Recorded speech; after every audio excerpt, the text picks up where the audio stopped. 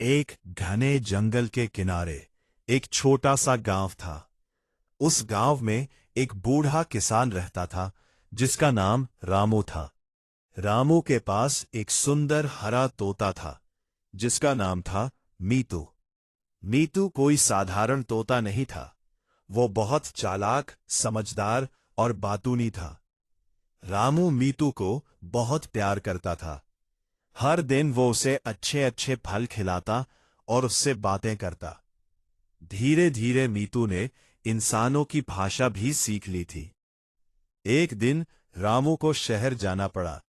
उसने मीतू से कहा, मीतू, मैं कुछ दिनों के लिए जा रहा हूं, तुम घर का ध्यान रखना। मीतू बोला, चिंता मत करो मालिक, मैं सब संभाल लूंगा। रामू के जाते ही कुछ शरारती बंदरों की नजर उस घर पर पड़ी। उन्होंने सोचा, यहां तो कोई नहीं है, चलो अंदर जाकर फल खा लेते हैं। जैसे ही बंदर घर में घुसे, मीतू ने उन्हें देख लिया, लेकिन वो घबराया नहीं। उसने अपनी चालाकी दिखाने की सोची। मीतू जोर जोर से चिल्लाने लगा, अरे चोर चोर, पुलिस आ रही है, भागो। बंदर डर गए और तुरंत भागने लगे। लेकिन उनमें से एक चालाक बंदर बोला, रुको, यहां तो कोई इंसान नहीं है, ये तोता हमें बेवकूफ बना रहा है। अब बंदर वापस आ गए। मीतू समझ गया कि अब सिर्फ चिल्लाने से काम नहीं चलेगा। उसने एक नई योजना बनाई। मीतू बोला, अरे दोस्तों, तुम लोग क्यों डर रहे हो? अंदर बहुत स्वादिष्ट फल रखे हैं, लेकिन ध्यान रखना, उनमें से कुछ फल जादुई है। बंदर चौंक गए। जादुई फल? वो क्या होता है?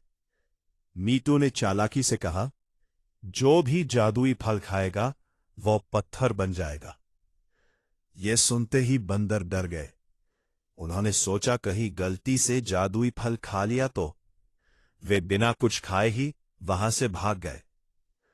कुछ दिन बाद रामू वापस आया। उसने देखा कि घर सुरक्षित है और सारे फल भी ठीक हैं।